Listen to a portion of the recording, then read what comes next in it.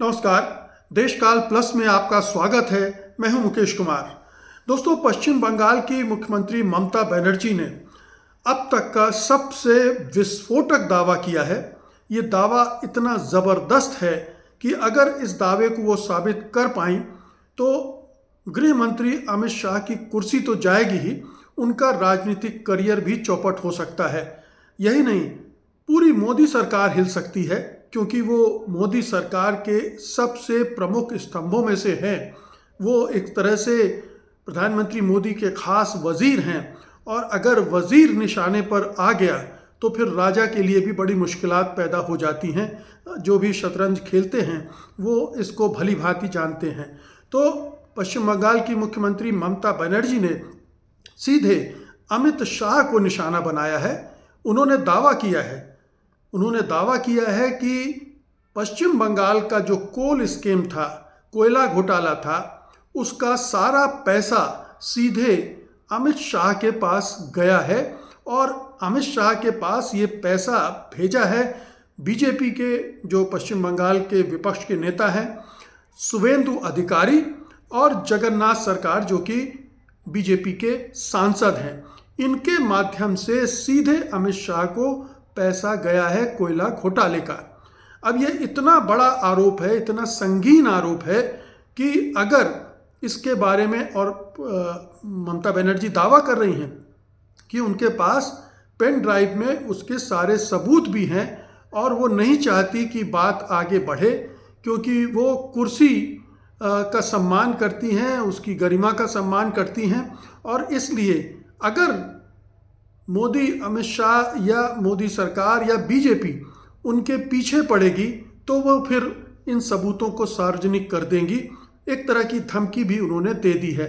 कायदे से तो ये ममता बनर्जी के लिए एक नैतिक प्रश्न होना चाहिए था कि अगर उन्हें भ्रष्टाचार के घोटाले की कोई खबर है तो उसे पूरे देश के साथ शेयर करती। वो इसे धमकी या चेतावनी के रूप में क्यों इस्तेमाल कर रही हैं? अगर उनके पास वो पेन ड्राइव है तो उन्हें सामने आकर इन सबूतों को रखना चाहिए।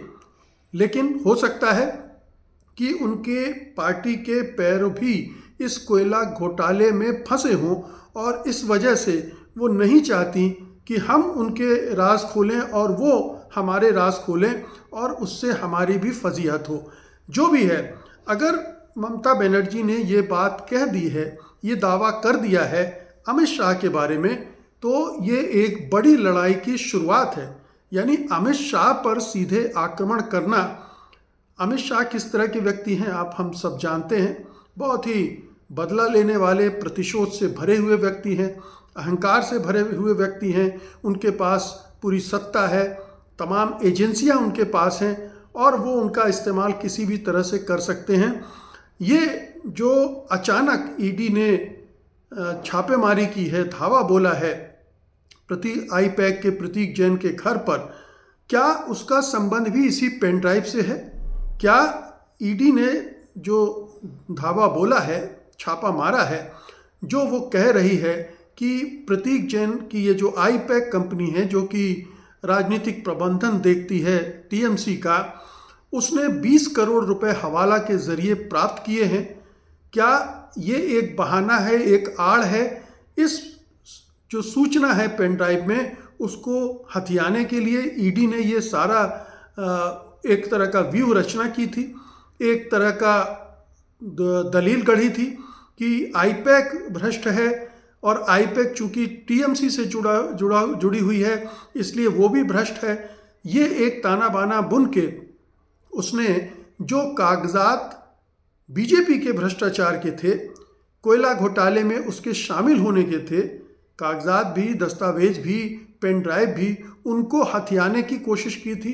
और ममता बनर्जी को जब ये पता चला तो वो सीधे धड़धड़ा कर प्रतीक जैन के यहाँ पहुँच गई, और ईडी के अधिकारियों से उन्होंने वो सीडी वगैरह, पेन ड्राइव वगैरह ले ली।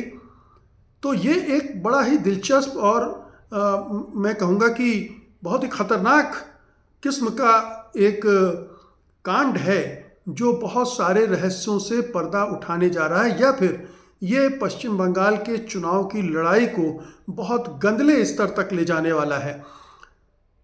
मोदी सरकार पिछले 10 सालों से, जब से वो सत्ता में आई है, तब से ममता बनर्जी, उनकी पार्टी, उनके पार्टी के नेताओं को भ्रष्ट साबित करने में लगी है। और जिन जिन नेताओं को उसने भ्रष्ट कहा है, अगर वो टूट कर उनकी पार्टी में आ गए हैं तो वो फिर भ्रष्ट नहीं रह गए हैं।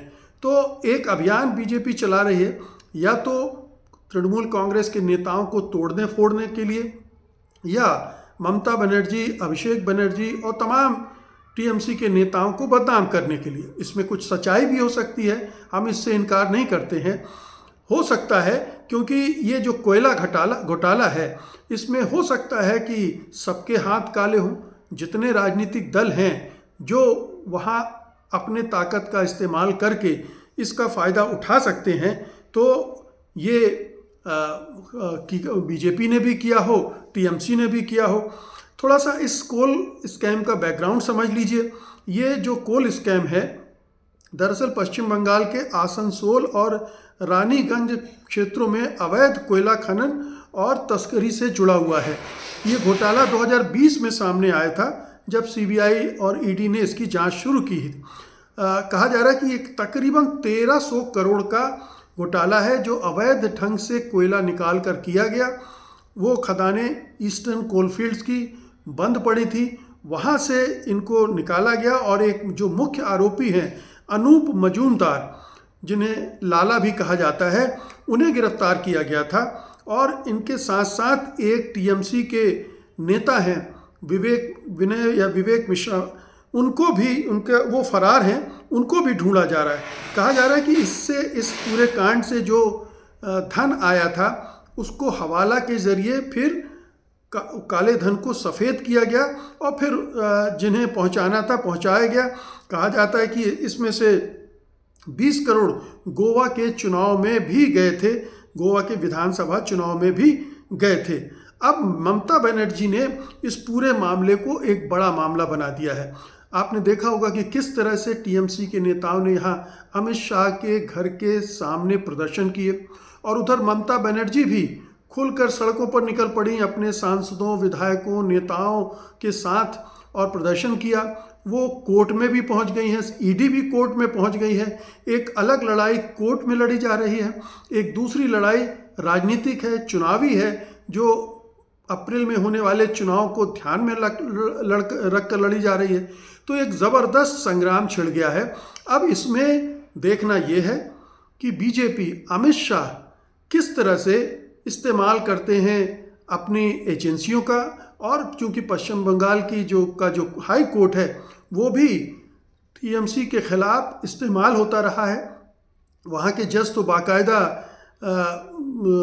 बीजेपी से चुनाव लड़ चुके हैं और ये कह चुके हैं कि मैं तो पहले से ही तैयारी कर चुका था बीजेपी में जाने की। तो बीजेपी जो कोलकाता हाई कोर्ट है उस पर बहुत सारे सवालिया निशान लगे हुए हैं। तो बीजेपी क्या इस बार भी हाई कोर्ट का इस्तेमाल कर लेगी, एजेंसियों का इस्तेमाल कर लेगी और ममता बनर्जी को फंसाकर उन्हें इस चुनावी जंग में शिकस्त दे देगी?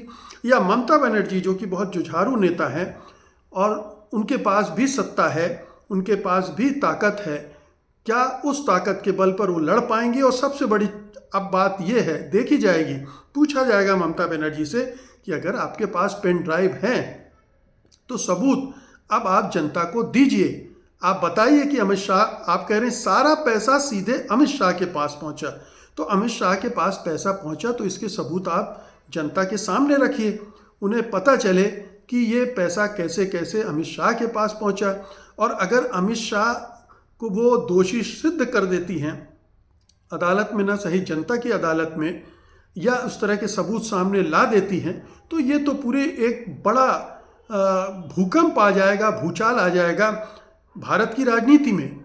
क्योंकि अमित शाह जितने पावरफुल हैं, उन्हें तो ये कहा जा रहा है कि प्रधानमंत्री मोदी के वो उत्तराधिकारी हैं और उसी तरह से वो तैयारी कर रहे हैं अपनी।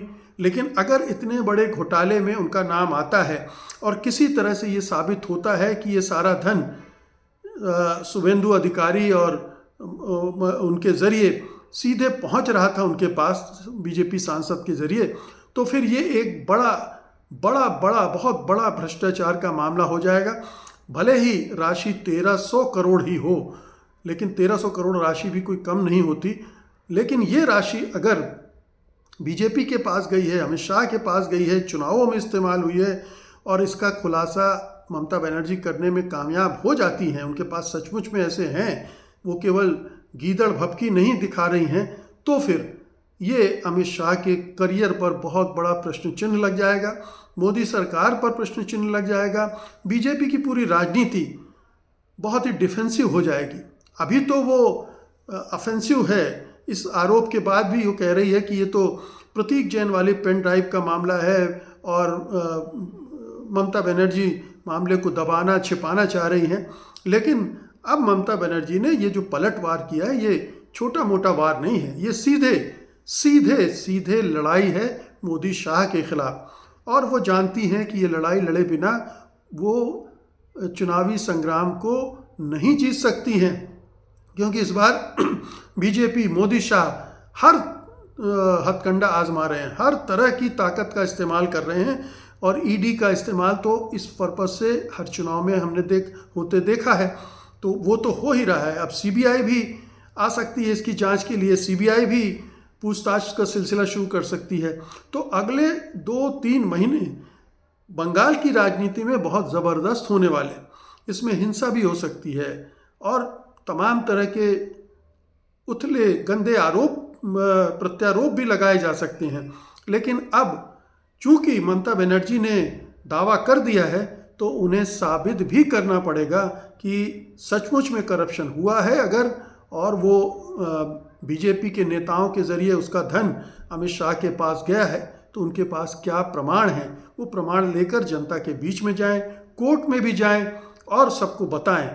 अगर वो नहीं ऐसा करती हैं तो ये माना जाएगा कि वो समझौता करने के लिए ये सब कर रही हैं, बीजेपी को रोकने के लिए ऐसा कर रही हैं, और इससे उनकी अपनी साख और अपनी प्रतिष्ठा और अपनी जो उन्होंने अपनी विश्वसनीयता जो भी बची है उसको भी गंवा देंगी। बहुत बहुत शुक्रिया आपका, धन्यवाद, नमस्कार।